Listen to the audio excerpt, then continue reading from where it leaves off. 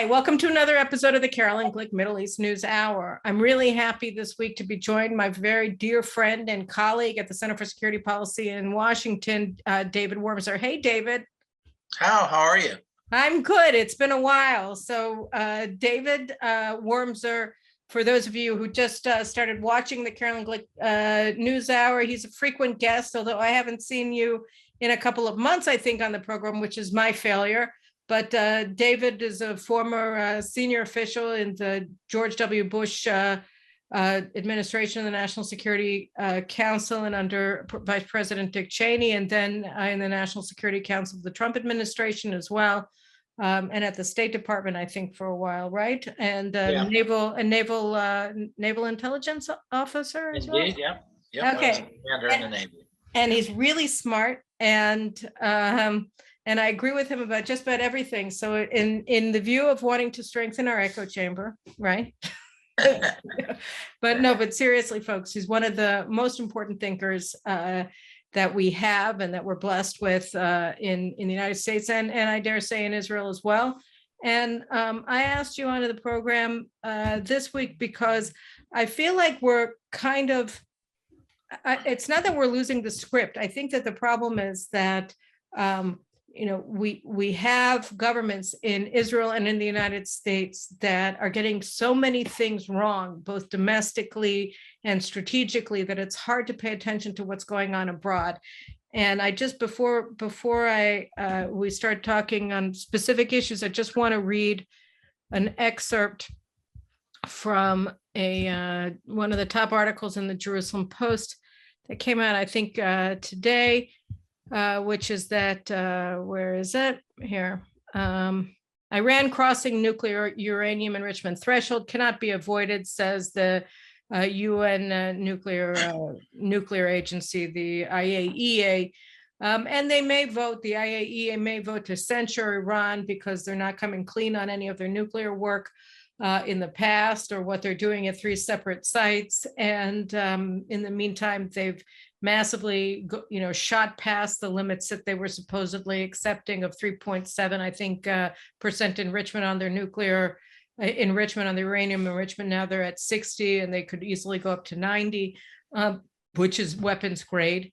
So this is what the IAEA is saying. They may censure, but probably not, because the Chinese oppose it, and I'm sure that the Russians do as well. In the meantime, Iran, a Bloomberg report came out this week that said that the United States, in the interest of lowering fuel costs, may allow Iran to expand its export of oil, which is supposed to be embargoed, right, under the U.S. sanctions. And but the truth is that it was a weird report because, okay, the U.S. is saying it's going to allow Iran to export oil and gas, but Iran already is. And essentially, since Joe Biden came into office, the United States has stopped effectively enforcing the sanctions on Iranian oil exports. They're already, I think, up to 1 million barrels a day, and they've gone past their revenue levels from before 2019, when the Trump administration levied or reinstated the embargo on Iranian oil exports. So we're talking about this situation where Iran now is crossing the nuclear threshold. They have independent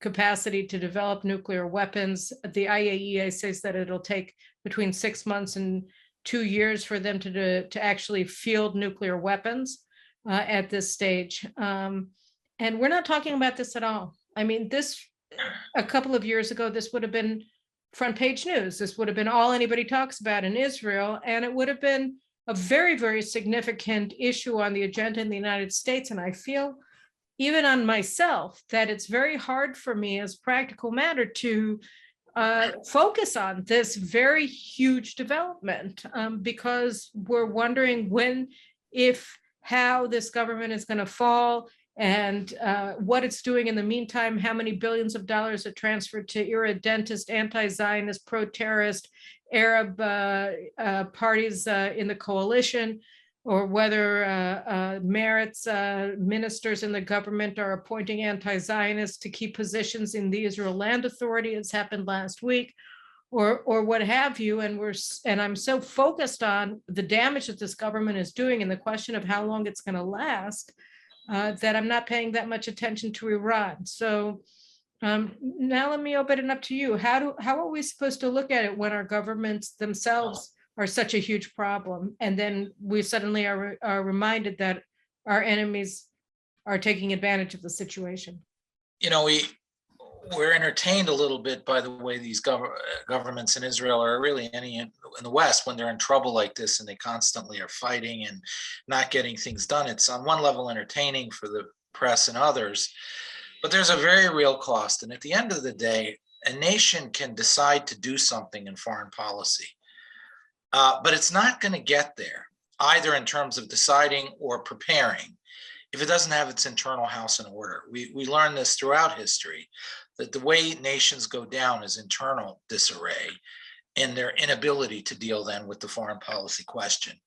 And unfortunately, for a year or two, it was sort of on one level amusing, another level quite horrifying to watch how the Israeli government can't really get stood up, and then it stood up, but it's flailing from day one, et cetera, et cetera.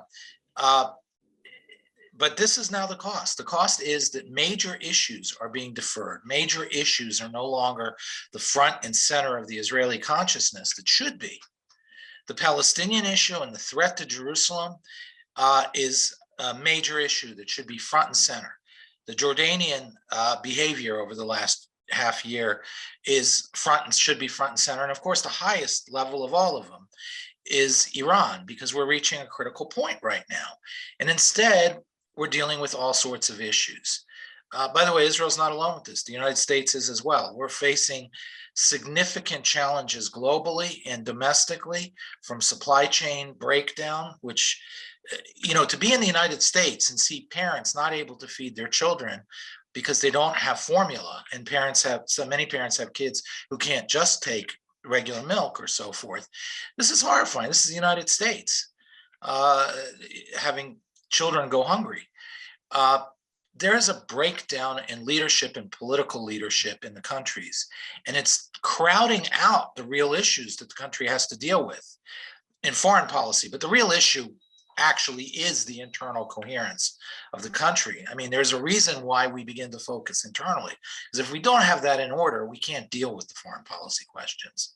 You know what's so weird? I mean, I actually think that the supply chain issues in the United States are quickly rising to a level of strategic, in terms of their impact on daily life and the quality of life in the United States. And there are other issues as well, the housing crunch and rise in housing prices, just the inflation a lot across the line, and stagnant wages, and other things as well that are domestic problems in the United States. And we're having similar issues in Israel as well, particularly with our housing market, which has just skyrocketed to the point of insanity. I mean, housing prices have risen officially 16% over the past 12 months, but they've risen even more than that. The old number was that you have to pay 300 months of your salary in order to buy an apartment in Israel. I'm sure that it's higher than that now, because the prices are just mind-blowing, and wages are not rising nearly as quickly as the prices.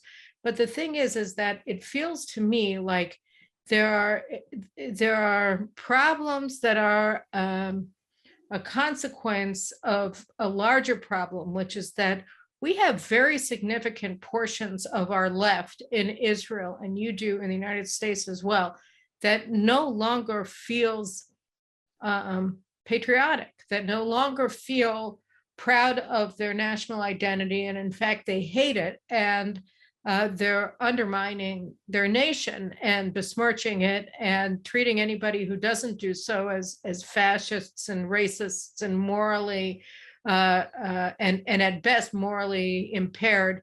And we saw in the United States, I think earlier this week, a professor at Georgetown Law School was forced to resign under duress because he was under constant threat of being fired for, saying something wrong on Twitter before he even worked at Georgetown. Wrong as in wrongthink, as in not the officially licensed speech of the Georgetown University political commissars, and the same thing happened in Princeton, I think, last week. So we're looking at a much wider phenomenon in American public life where there is an official dogma, and if you don't adhere to it absolutely 120%, then you are no longer as desirable. You are canceled. You are horrible.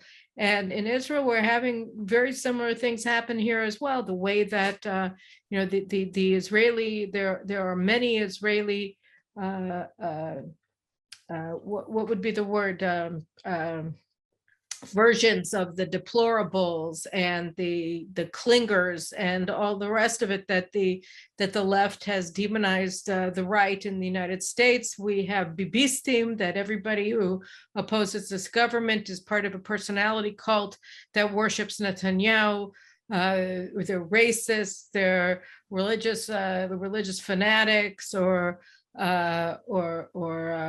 primitive culturally, or whatever. So it's both racist to oppose the government, and the attacks on the opposition are themselves inherently racist, but whatever. I mean, so we have this kind of constant drumbeat of incitement and demonization of the right in Israel by the government, which is supposed to include aspects of the right. And that's the other part of it. And you also have it in the United States with the Never Trumpers, which is that whereas the left, goes lockstep to this very, very harsh, revolutionary, anti-American or anti-Israeli drumbeat, on the right, you have significant constituencies in Israel. It's and you can count it as somewhere along the lines of almost 20 mandates, how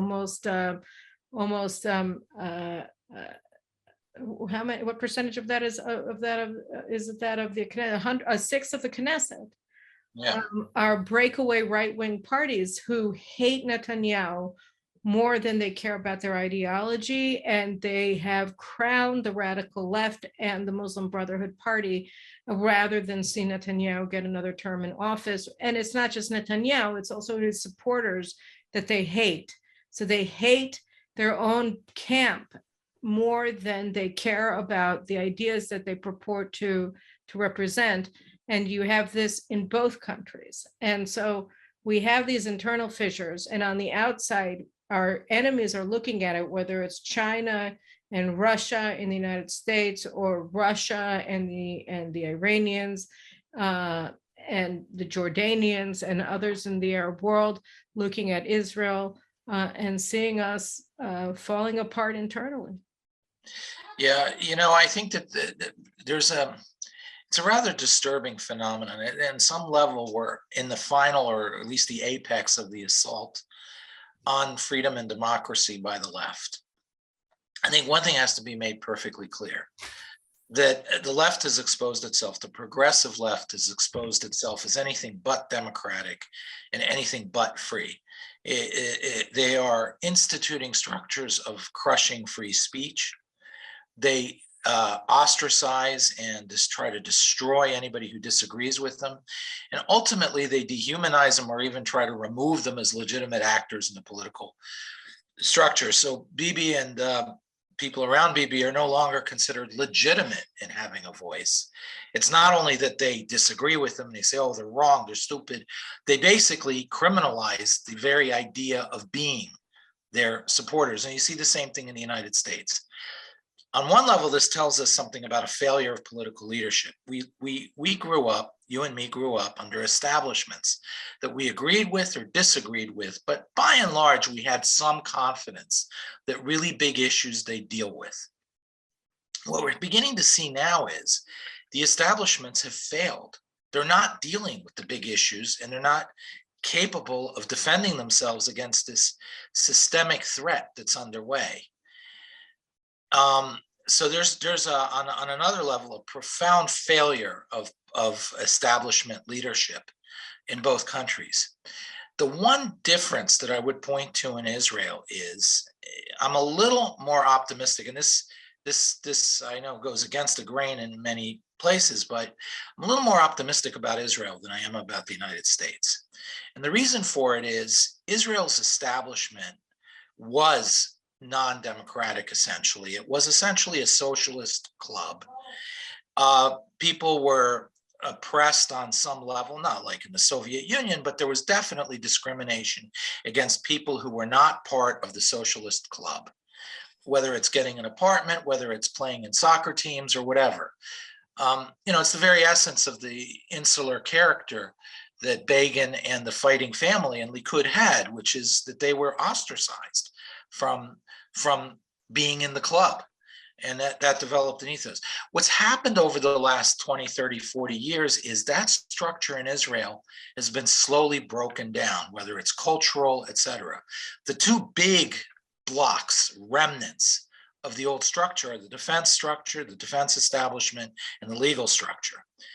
And in Israel, what you're seeing is they're desperately trying to pile on to this government as much as they can to try to reverse the tide in Israel, which if you look over the last 40 years, is that establishment is under siege and is going away slowly.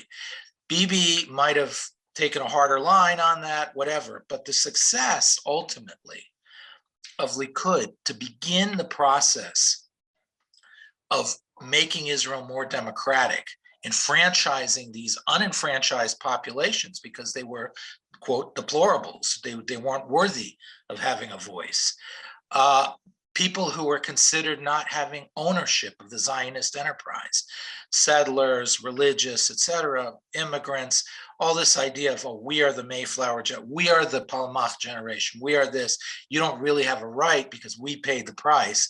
That's breaking down, and the ownership of Zionism is passing to new people. And what you're seeing is an increasing despair, aggressiveness, and nastiness to take down the system if they can't control it in Israel. In the United States, it's going in many ways the opposite direction. We had it right, and we're getting it wrong. Our government is more and more behaving like Israel did in the 50s. It never was like that. You get more and more serious trouble, the use of government against political opponents by the left, etc., the crushing of free speech, the canceling, which is, McCarthyism looks like a cakewalk compared to what we're seeing these days. People, janitors, are having their lives destroyed over saying the wrong thing while they're sweeping the floors, and some student in a university overhears them. And they say something like, I can't believe we have, a third gender bathroom. And oh, well, that's enough to get fired and your life is finished as a janitor. So America and the protections Americans face against this, which is so fundamental to our system, are weakening.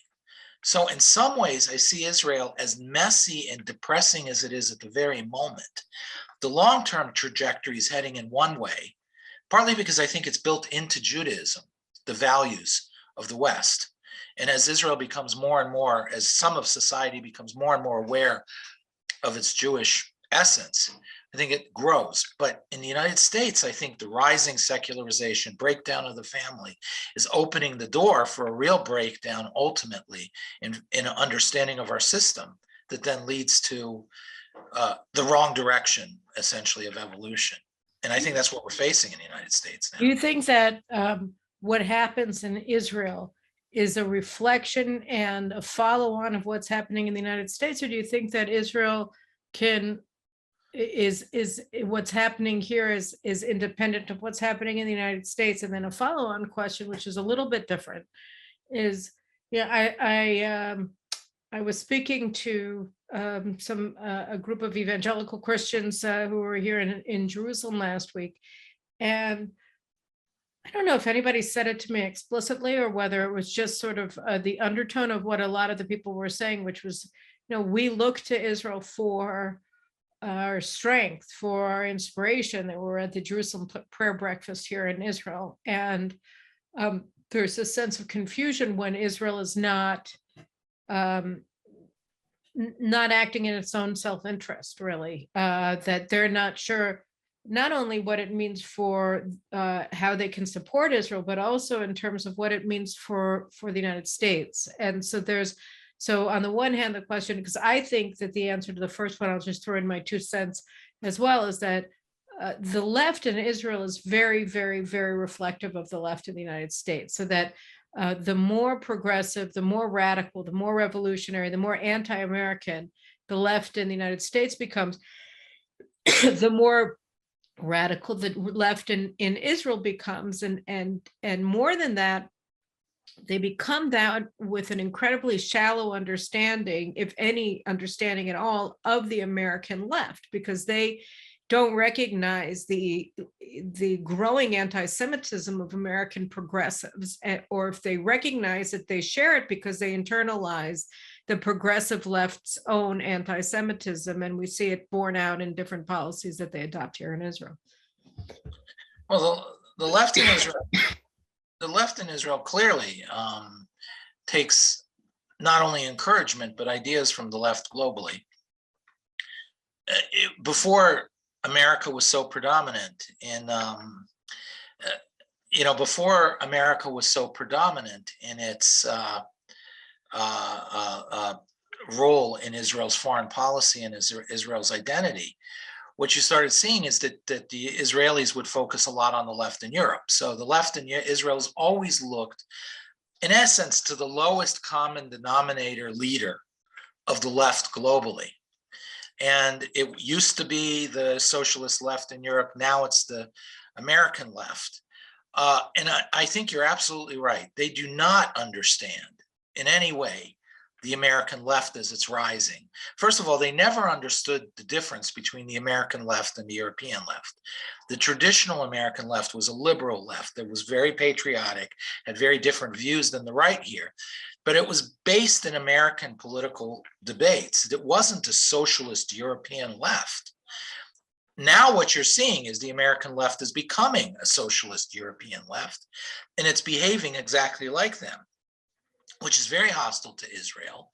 It's providing cover through this post, I don't know where, or philosophically where it comes from, but they're providing this cover for translating the anti-colonialist indigenous population rage against the West. They're translating that into rage against Israel and the Jews and Zionism. But it's the Jews. I mean, it's to think this is limited to Israel is delusional.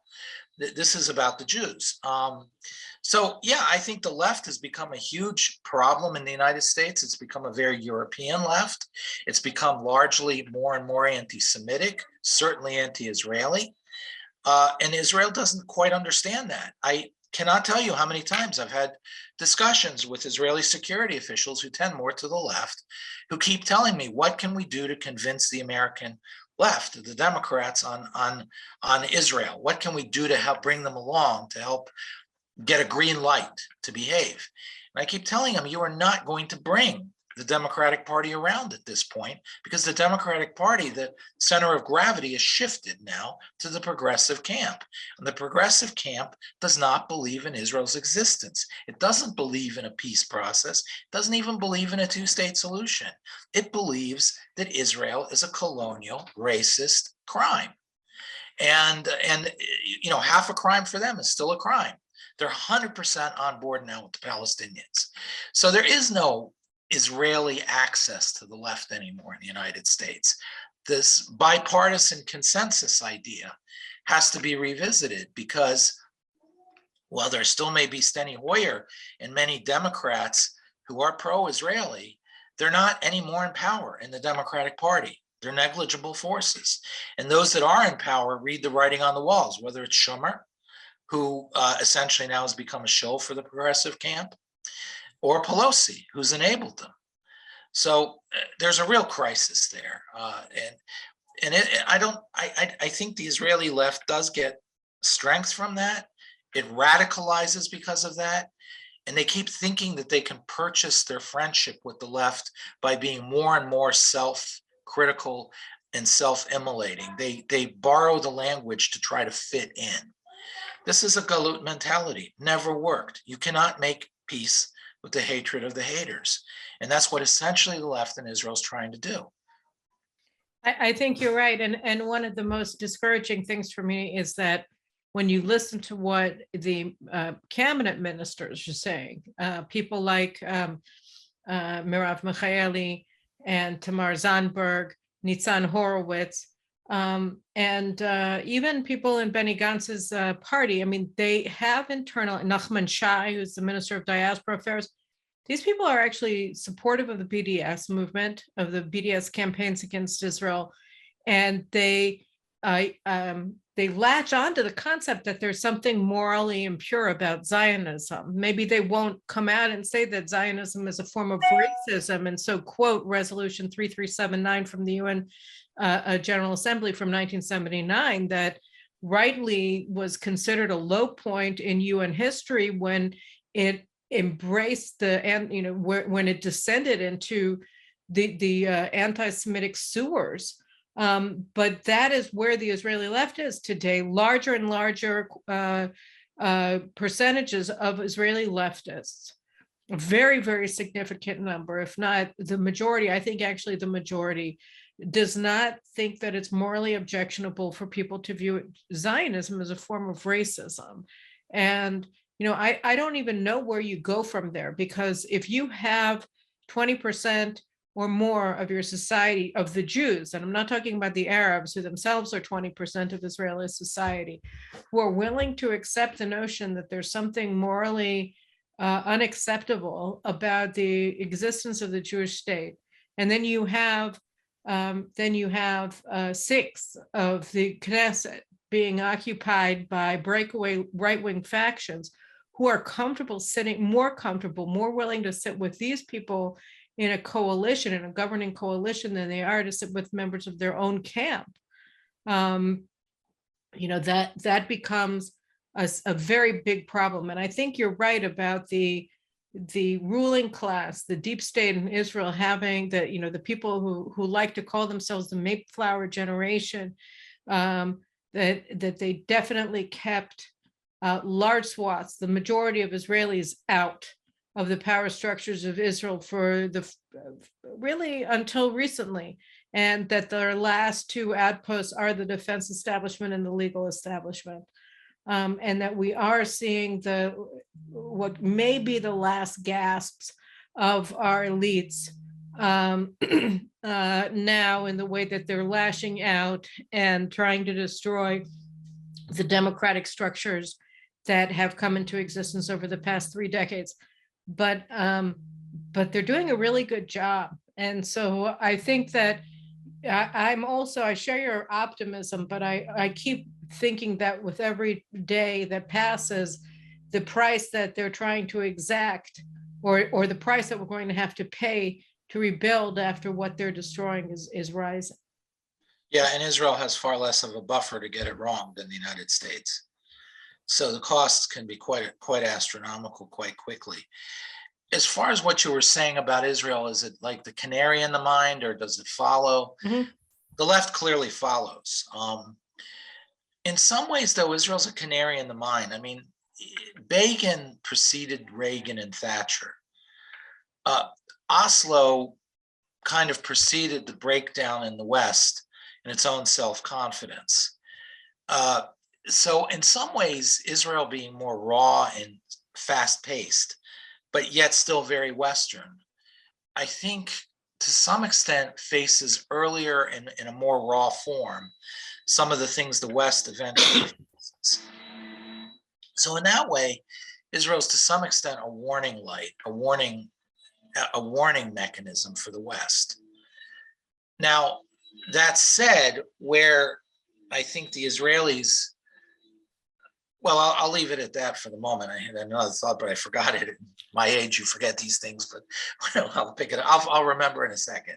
So, but it definitely is a canary on some level. But in doing so, it also becomes very much facing the problems of the West before the West fully understands it. And that, of course, the left then hooks up with it. For example, the Israelis face terrorism, and then the Israelis faced sort of this assault from the Islamic world that the West now is facing fully. But when Israel faced it alone, there was this very refined, detached view of moral purity that the West had that they could afford, that Israelis couldn't quite afford. They had to deal with things like going into Gaza or dealing with Lebanon that Europe didn't have to deal with. I know, but it's interesting. We're taping the show on Monday night, June 6th, and 40 years ago today, on June 6, 1982, Israel invaded Lebanon. And that was a just war by, every measure. Israel was being attacked by the PLO that had formed a state within the state in Lebanon, and was shelling Israeli villages and sending terrorists into Israel to commit atrocities. And that was the response. It was the invasion and the attempt that was successful to oust the PLO from Lebanon. I mean, there were a lot of things that happened in the intervening months and later years were transpired that were disastrous for Israel. But I think one of the main reasons that Israel lost focus and also failed ultimately in its mission to bring peace to the Galilee from Lebanon was because the left undermined the mission from nearly the outset, and they did so for the main reason was that Israel was led by a right-wing government, by Menachem Begin and Ariel Sharon, and they joined the international left in castigating their own government and their own army because they didn't want. They wanted to use the war as a political tool to undermine the stability of the government and return to power. I'm so glad you raised the 82 war. First of all, the Israeli left did take its energy and strength in opposing the war from the European left. And I started my career working on a project for the State Department on Europe's pacifist movements in that period. The extent to which the Soviet Union and the KGB were funding, encouraging, and helping those movements is astonishing. The whole story could easily have come out after 1989 when the Soviet Union fell, but academia wasn't all that interested in going back to the archives and reconstructing and so forth. But nevertheless, the reason why I raised this as so important is never did Israel look back at 82 and ask itself, okay, everybody assumed it was a horrible war. And it cost a lot. I get that. It was terrible. But at the same time, I think it was one of the most important strategic events of the Cold War. Israel delivered for the West an astonishing victory that struck to the absolute core of Soviet confidence. I think it contributed as much as almost anybody to the collapsing self-confidence that the Politburo and the leadership elite in Moscow had in the inevitability of its victory. It was only 1 year into the Reagan administration, so Reagan had not yet really gotten started. And what happened was, if I can zap back in a time machine to 1982, the assumption was that the Russians had tremendous, overwhelming, no contest, numerical and power advantage on the ground in Europe. And the only thing that saved the West was the air power that the West had. But that on the ground, we were done. We were cooked. The Soviets could march through the Fulda Gap, destroy Europe on a whim. But by the grace of our Air Force, they couldn't do that. The problem was the 73 war raised very much the likelihood that the Air Force was neutralized. So throughout the period from 73 to 1982, if you picked up any Western military journal, the overwhelming consensus is we're really in trouble in Europe. The Soviets can win, and there's not a lot we can stop them. Okay, we'll put nuclear weapons, then you had the intermediate range nuclear weapon debate and so forth, but it was largely motivated by the idea that conventionally America was done. And that fed the larger idea that the East was rising, the West was falling. There was a momentum question. And this was really the peak of Soviet power heading into 82. And here comes the Israeli Air Force in the middle of the war, and not only shoots down 89 enemy aircraft and loses 1, but they do it in the process of going into the thickest and most sophisticated air defense structure concentrated on Earth, far greater concentration than Eastern Europe, with exactly the same level of sophistication and cutting edge equipment that the Soviets could field. And it obliterated it without losing an aircraft. This was a lightning rod shot right at the heart of the Politburo, that all of a sudden, everything they counted on was wrong. You know, I don't want to interrupt you here, but I just want to point out something that I find striking listening to you, which is that, Israel never reassessed Lebanon in a strategic way. And it's the same thing with Yom Kippur. Yom Kippur was a brilliant military victory for Israel. I mean, when I was working about a decade ago or so with a lot with the U.S. military and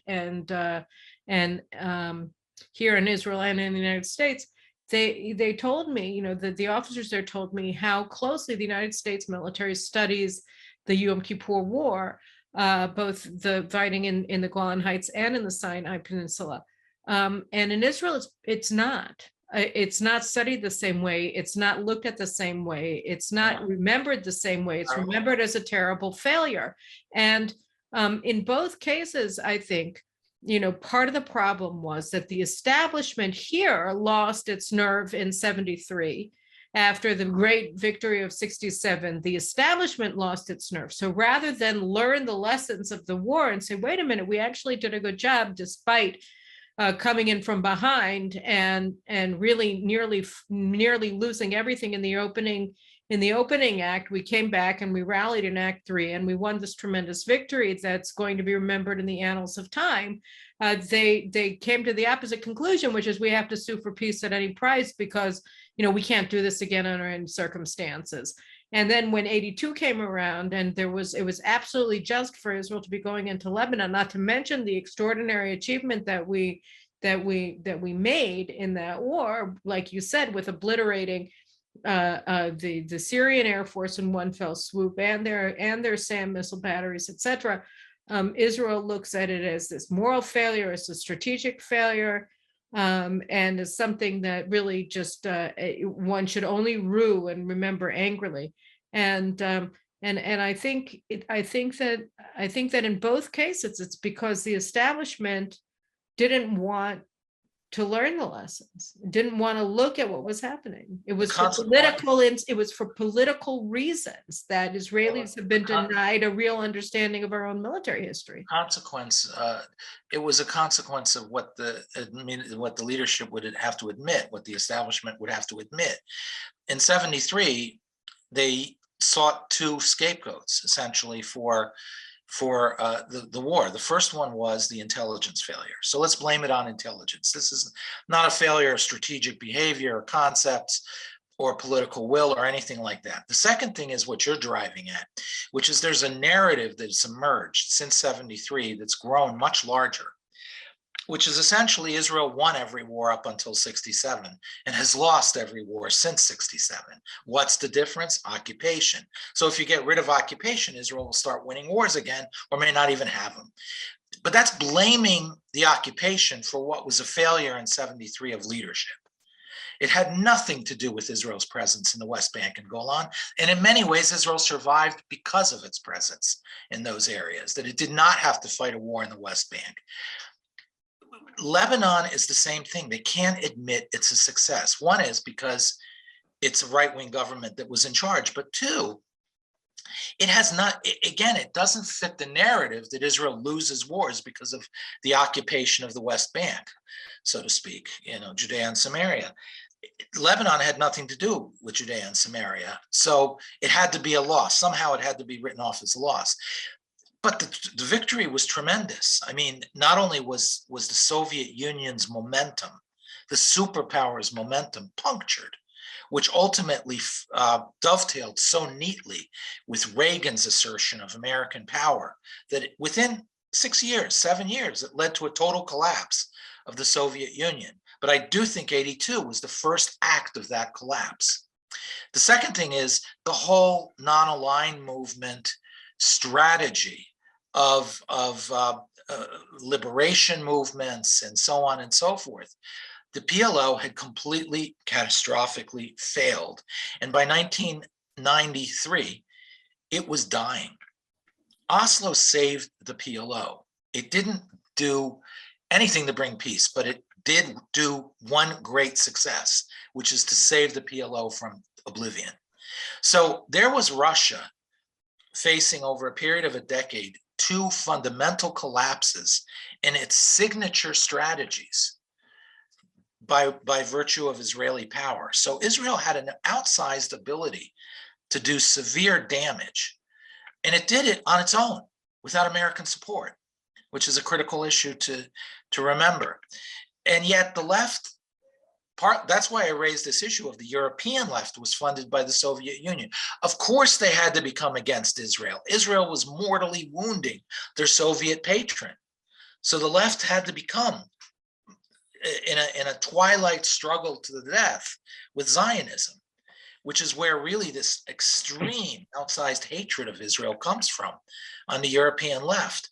And that's wait, let me just back you up for a second, because you're making a profound point, but I want you to back it up, because the European left was profoundly anti-Israel since 1967, when the Soviet Union cut off its ties with Israel after the Six-Day War. So that, I mean, the European left, and by the way, the American Communist Party that later, today now controls the Democratic Party through the Democratic Socialists of America, but the Soviet clients in Western Europe, and to a much smaller degree in the United States, but they turned their back on Israel after the Six-Day War because they followed the Soviets. So you're saying that they became more anti-Israel after the collapse of the Soviet Union because they wanted to take their I don't understand. So explain that. They became anti-Israeli after 1967 very heavily, because 1967 was already a humiliating defeat of Soviet Union and its strategy by defeating Nasser and the whole Arab nationalist camp. One has to remember the Soviet Union had invested a tremendous amount in absorbing the World War I German to World War II Nazi German intelligence subversive structures in the Middle East, largely focused on this attempt to build this Arab nationalist camp. And when the Nazis were defeated, it was an easy transition to becoming the structure through which the Soviets operated. Right. So 1967 dealt a very heavy blow to that. In some ways, in my view, it was a fatal blow to Arab nationalism. And we're seeing the 40-year death throes of it. But nonetheless, so the left in Europe already began to see Israel as wounding their patron to some extent. But it really intensified in the early 80s, partly because the United States threatened Russia more and the Soviet enterprise under Reagan. But most importantly, what Israel did in 1982 so mortally wounded the Russians that the Russians really lost it and really intensified their push by the European left to really take out Israel as much as to really turn against Israel. So you had this anti-Israelism that was gripping the left. There are some other reasons too, but the Soviets were definitely encouraging it. We see it with the Zionism as racism in 1975 resolution. In fact, you already saw it to some extent with the creation of the PLO in 1964.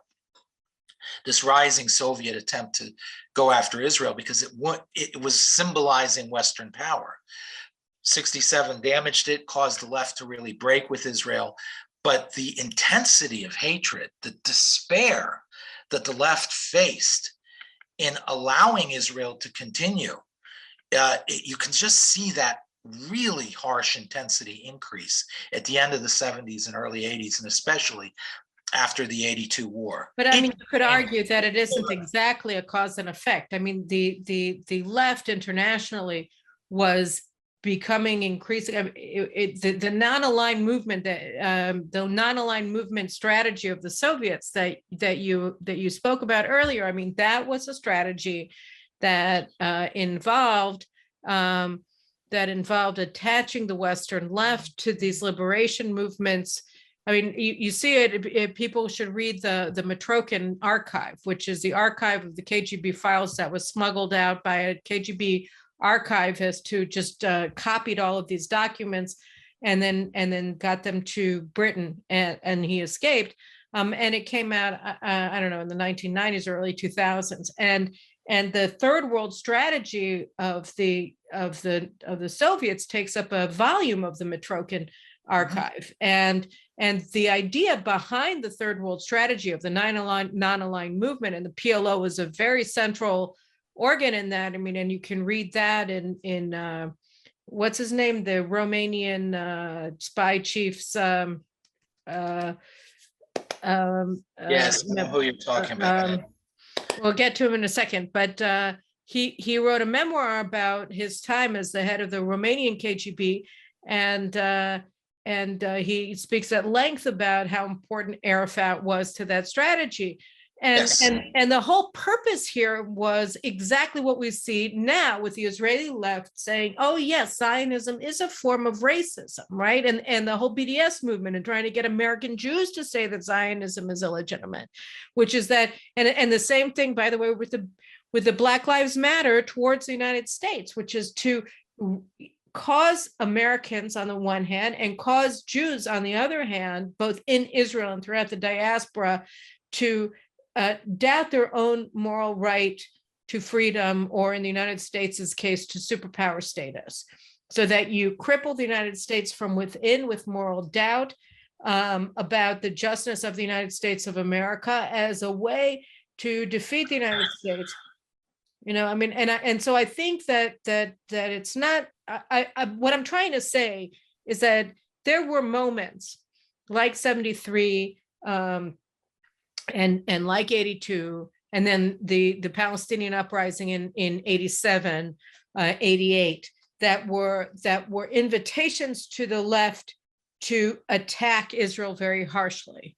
And they used them. I mean, the outpouring of hatred towards Israel during the Lebanon War in the European and American liberal media was really unprecedented and shocking for a lot of people. I know as a 12-year-old, I was shocked out to the core of my being, which is why when I was 12, I decided I wanted to make Aliyah.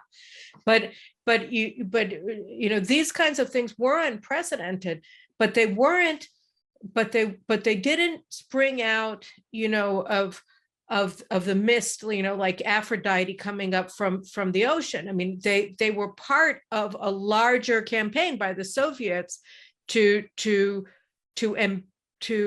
expand and legitimize hatred of the United States among Americans and hatred of Israel among Israelis. Well, at the core of that strategy, and I think you've hit right on it, Carolyn, is they saw a tremendous. Oh, wait, it was Pachapa, right? It was Right, Pachapa. Pachapa. That's the name. So you guys should, and I have it here somewhere. I'll try to find it and show it before I'll do a show and tell with you guys again before this. So it was really the, you know, I mean, I mentioned the threat that Israel posed after 67, and then the escalating obsessiveness of the left on Israel. It wasn't just a hatred, it was an obsessive, pathological hatred the left has built of Israel since the late 70s and early 80s. But the origins of it all, Carolyn, I think you're absolutely right. It's the Soviet strategy after World War II to use anti-colonialism as a mechanism to destroy their primary enemy, which at the beginning was Great Britain, and then afterwards was the United States. And in that context, there was a brief moment where the Soviets didn't quite understand whether Israel was going to fall in as a anti-colonialist, anti-British power, or whether Israel is going to go and side with the West ultimately. So for the very first year or two, the Soviets sort of had an ambivalence toward Israel, which accounts for their recognition and so forth. But after it became clear, after a year or two, that Israel was going to side with the West, even though the West wasn't being very friendly to Israel, the Soviets understood this was not the anti-colonialist force that they wished it would have been. They couldn't tap into it to destroy the West, so they turned on it. And Israel became defined as the enemy. And that led to all those things, the support, the weapon sales to Nasser, the support for Nasser, the creation of the PLO in '64, et cetera, et cetera. So one really has to understand the role Israel plays in the context of that large Soviet strategy. And that means that essentially all these Israeli actions were really a binary choice, either yield and die or survive and win. And the Soviets were deeply wounded by the actions where Israel survived and won. You also have to add to that, just to add the extra ripple, which is that this was a very attractive thing post-war, the concept of anti-Zionism replacing Jew hatred, anti-Semitism, because Jew hatred had become, it become déclassé. You're only allowed to whisper it. So by coining the term anti-Zionism, I think it was as early as 1949, the KGB provided also Europeans with language that they could adopt to continue their age-old hatred of the Jews. And when you talk about the obsessive nature of anti-Zionism, I think it's part and parcel of the classical Jew hatred, which has always manifested itself as an obsession, that it's not merely, I don't care for those people or whatever. At some level, it's just always genocidal, that the world would be a better place without any Jews. And it's either passive, as in, would that it were that there were no Jews on the map, or what can we do to support people who are killing Jews? The Soviet Union has been very good at tapping into that for its political strategic reasons. I mean, the anti-Semitism is out there and it's still very much a factor. And I think, listening to Yossi Beilin 20 years ago, this whole idea that we're beyond that was delusional. Anti-Semitism is a very big factor, which is why when the Soviets saw such a threat from Israel, it was so easy for them to mobilize this obsessive hatred. Even, you'd think Vietnam was going to be and of course, Vietnam was a big focal point, but the obsession wasn't there the way you see the obsession.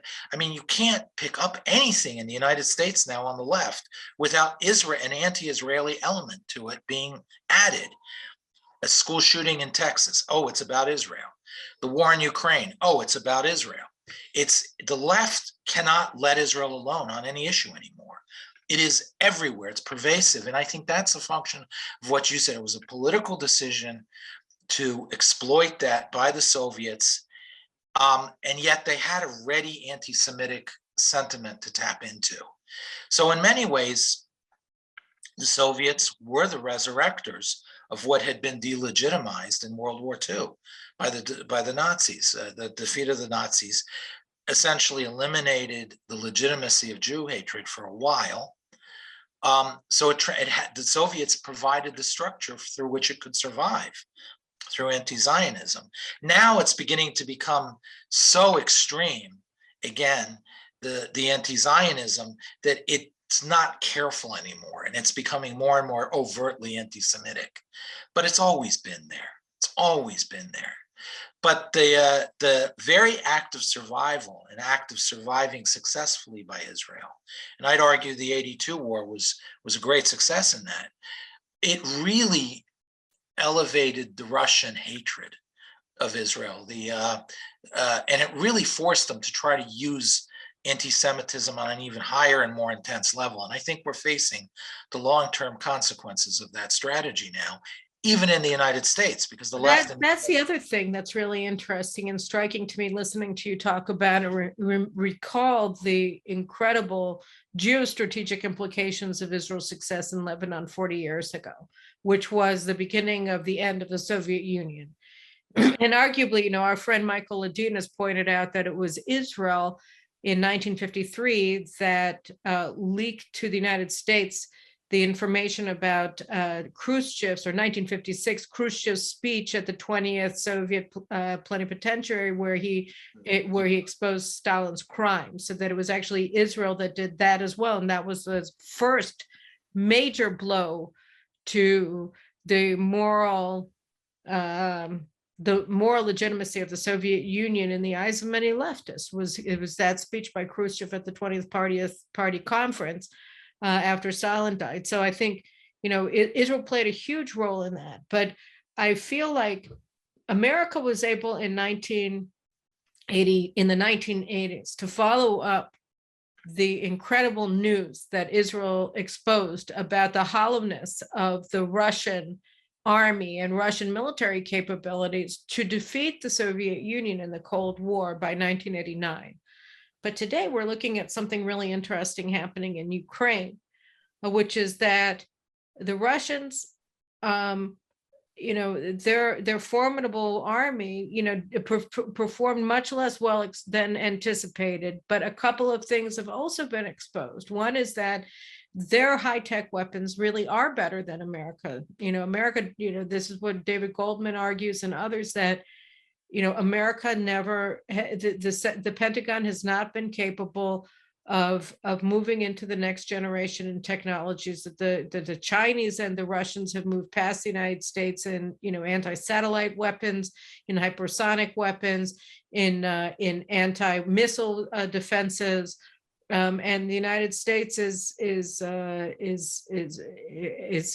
sputtering and doesn't know how to even think about strategy and what we're supposed to be doing vis-a-vis Ukraine and Russia. And so, Russia started out in what looked like a great defeat, or at least the exposure of a great weakness, but now they're winning in Ukraine. And Biden said, I think on Sunday, well, Ukraine may have to give up some territory in peace talks. And of course, if he had urged Zelensky to do that and to abide by the Minsk agreement in the months that preceded the Russian invasion, then there arguably would never have been a war, and everything would have looked far different. But there's no strategic thinking at all in the United States. They're not capable of capitalizing on Russian defeats, and they're not capable of drawing any interesting or important or constructive lessons from Russian successes.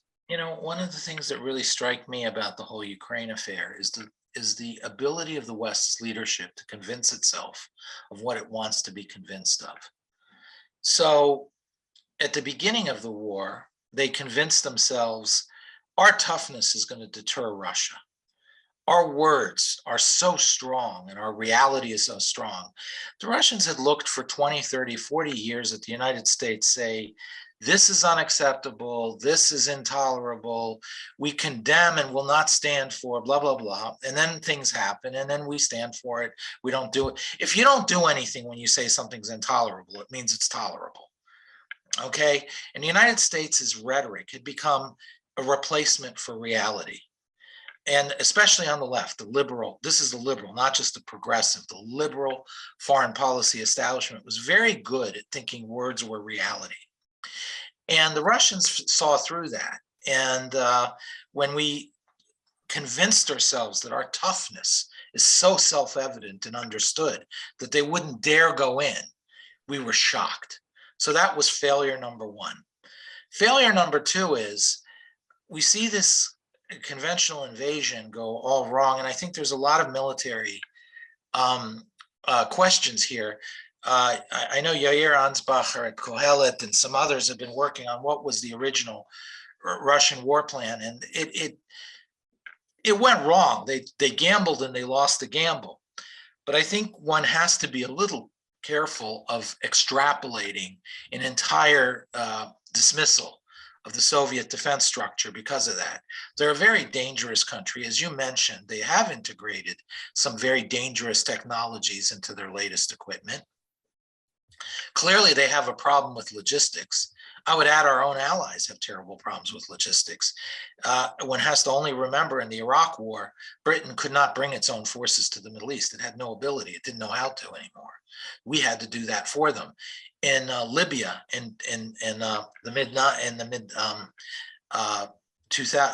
under Obama, when the air forces intervened against Gaddafi, helped bring them down. They didn't even have the AWACS ability to manage their air operations over Libya. We had to provide that for Europe. So their abilities are really also very questionable. What I'm trying to say is we know their logistics are problems. We know they have quality control issues, but that alone doesn't make a war. And what's very disturbing is the West keeps buying these things and convincing themselves of things that are not necessarily reality. Now they're sitting there pulling a 1948 Israel on Ukraine, whatever one thinks of how it started or whose side one's on or so forth. It's very clear that now the United States is concerned with only one thing, a ceasefire, and they're willing to give the Russians whatever they need to get to a ceasefire. And they talk all the time now about humiliating Russia, not humiliating Russia. So this a month after we basically called Putin Hitler. So again, we have this word reality in the West and among its leadership that is so detached from what's really happening on the ground. It's really quite concerning that the West's leadership lives in a bubble like that. I mean, that's really the question, because you were talking about how they just use words to convince themselves of things when words themselves don't have any meaning. I mean, it's like the old thing where if the only thing you have is a hammer, then everything is a nail, and here, if you only have words, then everything is a problem that you can condemn, and that's enough. And that statesmanship is, can just be encapsulated in condemnation. That's all you need to be a great statesman, is to condemn something, which is ridiculous. And that really brings us to where we started the discussion with, which is Iran. And well, two aspects to it. One is the talking thing and convincing yourself that things are true. I mean, this is the whole idea of the nonsense of structural racism in the United States, or sexualizing absolutely every aspect of human existence, and going down, as far as preschool. These are invented concepts, and they're imaginary. And the nice thing about imaginary concepts is that since they don't actually exist, you get to see them everywhere, because if you've imagined the concept itself, you can imagine it existing anywhere you want to put it. And so that's what's happening, is that they're living in this land of make-believe that they invented in order to fundamentally transform the United States and make it fail.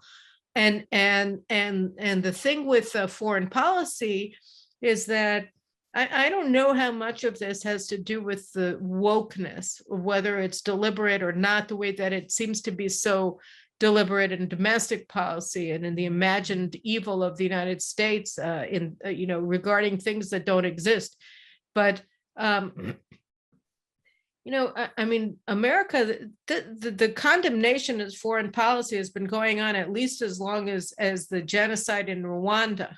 Where and that this has become the central characteristic of U.S. foreign policy. It was the same under George W. Bush. I mean, he kept saying Iran's nuclear program is, it's completely unacceptable and we won't allow it to happen. And then he proceeded to enable it and to empower the Iranians. And so I would say that this is a bipartisan thing of the talking cure. And yes, he went into Iraq, but he refused to recognize that he was fighting a proxy war in Iraq against Iran and Syria, so that he wasn't actually fighting the war that was being fought against the United States, and therefore he lost.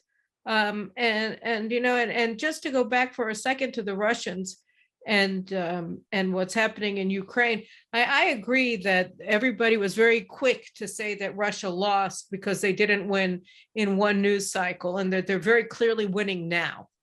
And suddenly, when you see how strong the Russian economy is, why they did no economic analysis of the sanctions in the months that they were talking about imposing them, is just beyond me how criminally stupid it was.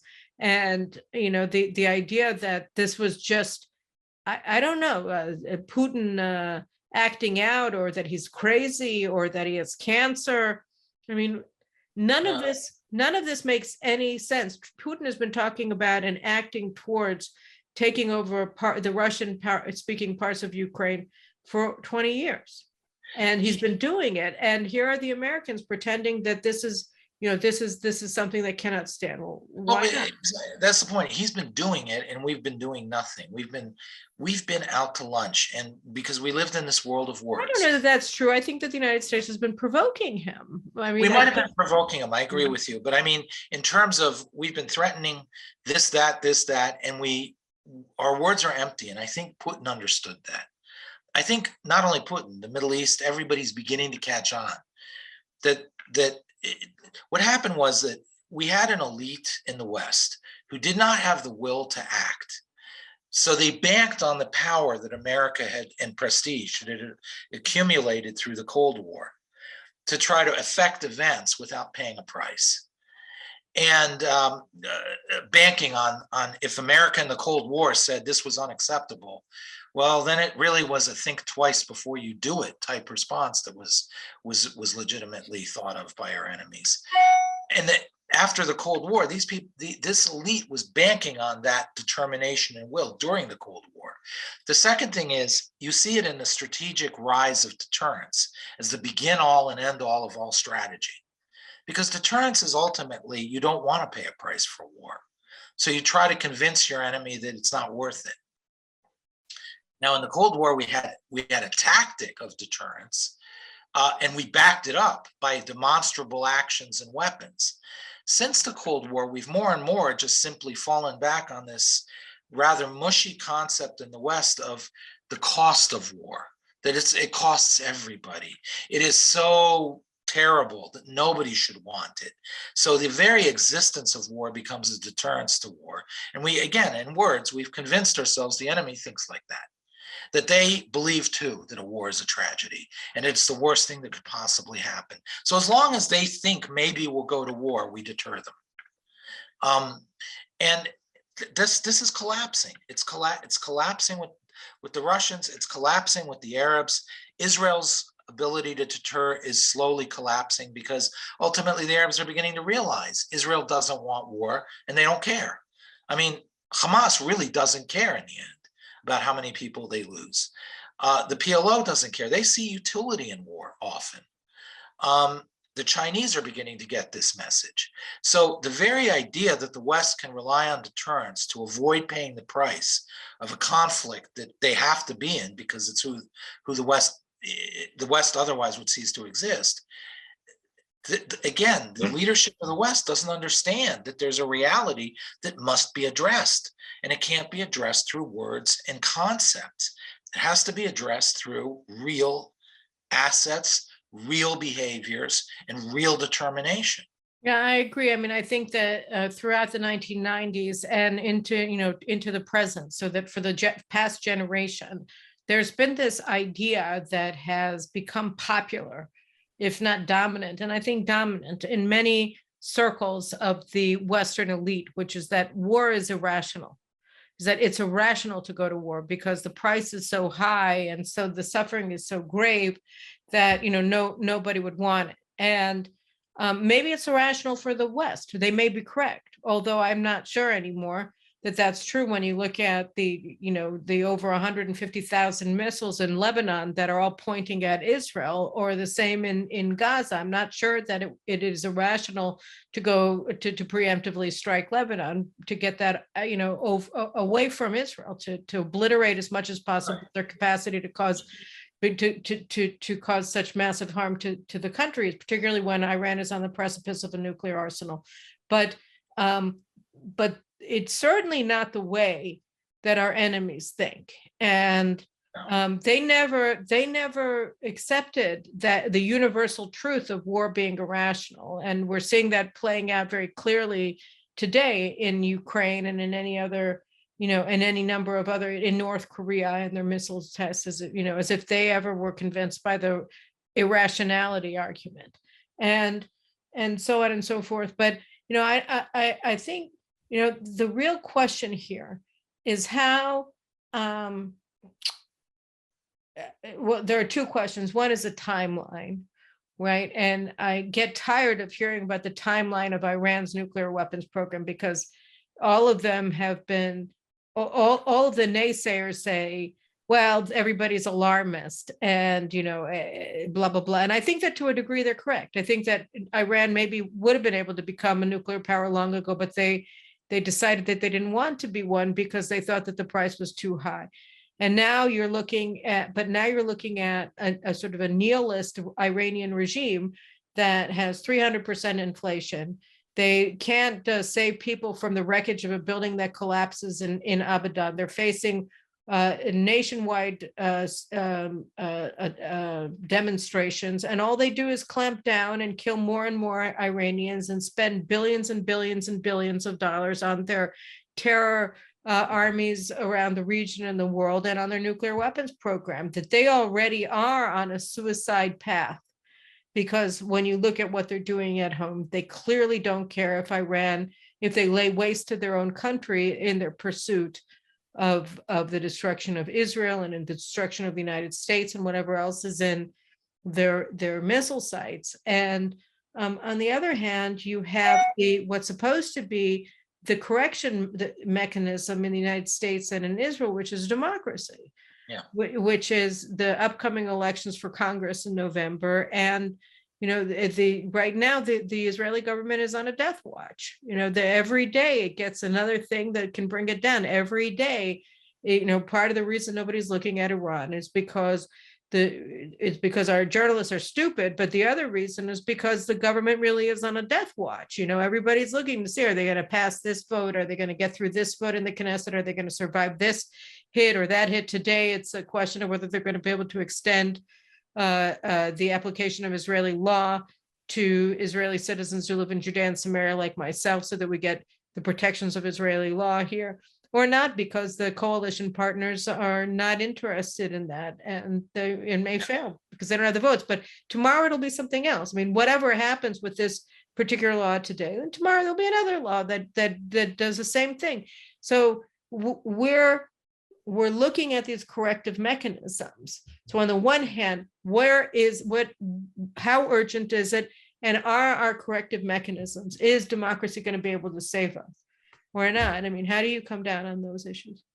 Well, it's concerning. I think Israel is reaching red lines, not only in Iran with the nuclear program, but in Lebanon with the escalation of technology in the weaponry that Hezbollah is fielding, the precision-guided munitions. This becomes a strategic threat. If you can land a missile on an intersection or on an airfield, as opposed to a terror weapon against a city, it becomes a very dangerous thing for Israel, which still to this day depends on its mobilization and the ability to move its population and assets from the center of the country to its borders.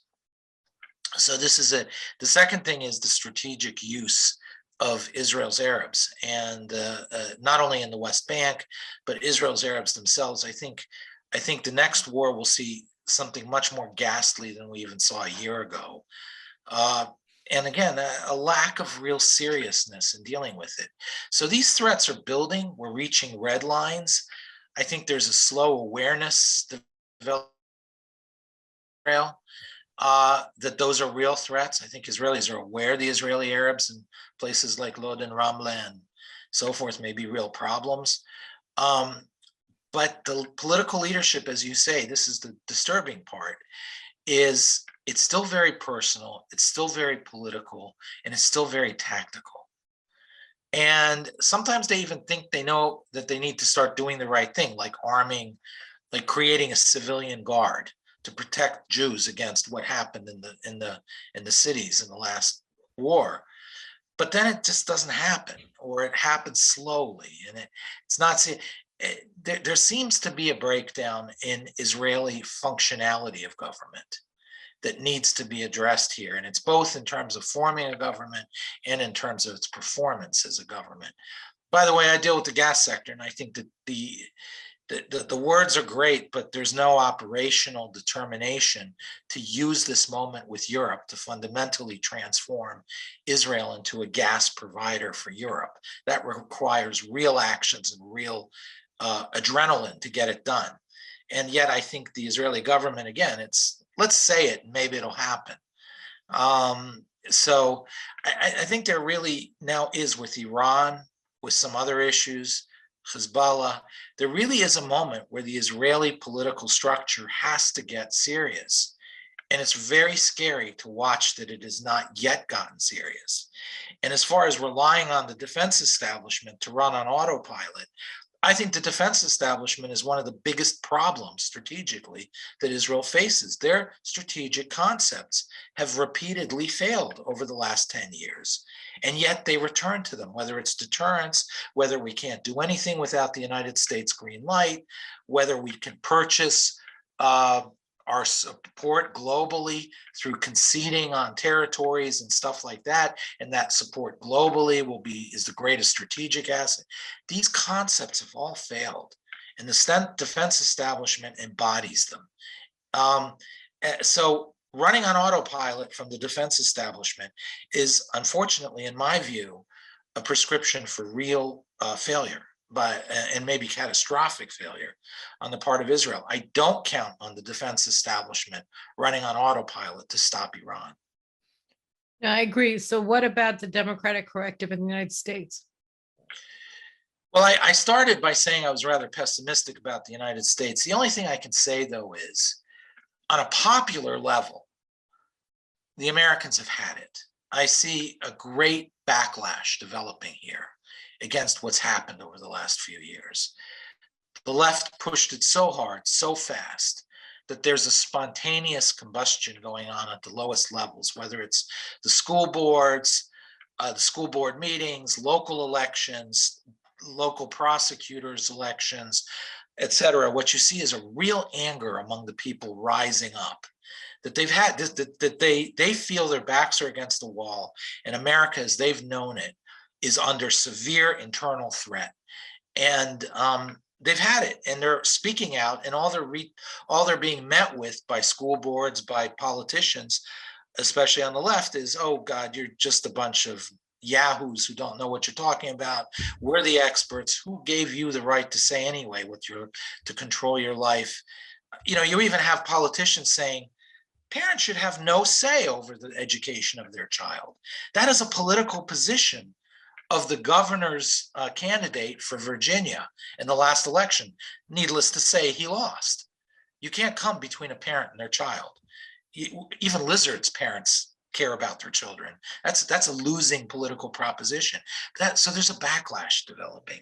And I do think that it's hard to say, though, whether the backlash, even if it wins, has a damaged enough sense of American values and American ideas and so forth that they could properly reconstruct what has been so severely damaged now. And then second of all, the institutional questions. Do they have the wherewithal, the strength, and the willpower to take on the institutions for real and reverse the trend toward the destruction of all our institutions in a political way? So the United States, I'm optimistic about the backlash. I'm pessimistic about the destruction of our system that's already happened. In Israel, I think that you might see bit of a less of a backlash, simply because Israel doesn't have a tradition of such severe backlashes. But at the same time, as I said, I think the systems were heading in a certain direction already. So I don't know, it'll be interesting to watch. It's depressing to watch, because really that question will determine whether any foreign threat ultimately can overtake the countries. Israel will win, the United States will win against any foe if we have our internal house in order. If we don't, we're not going to win. And not winning means that destruction. You know, I agree, David, and I'll tell you more. I began this discussion with you about, you know, by citing the article saying that Iran has already passed the nuclear threshold. It has the wherewithal to develop nuclear weapons. This is a thing that we were trying to avoid. This is a thing that we were working towards for 19 years, since 2003, more or less. And you can go back to the 1990s with ballistic missiles to Iran as well. But and now the IAEA is making it official, saying that they've passed the nuclear threshold, and it'll be within 6 to 2 years that they have fieldable nuclear weapons. And then I said, you know, but we're not thinking about this. This should be the only subject that we're discussing in Israel. This should be, this should be opening the news even in the United States, which is pretty distant from these kinds of things most of the time.